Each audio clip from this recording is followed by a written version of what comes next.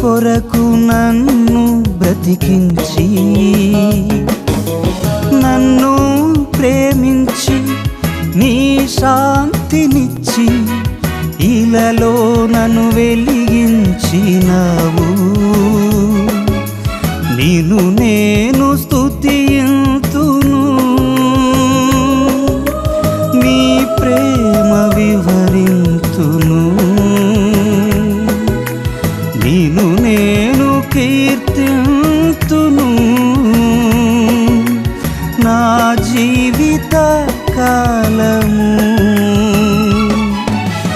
ఇమ్మానుయేలను వాడా ఉన్నావు నా తోడు, నా ప్రాణ నానాదుడా.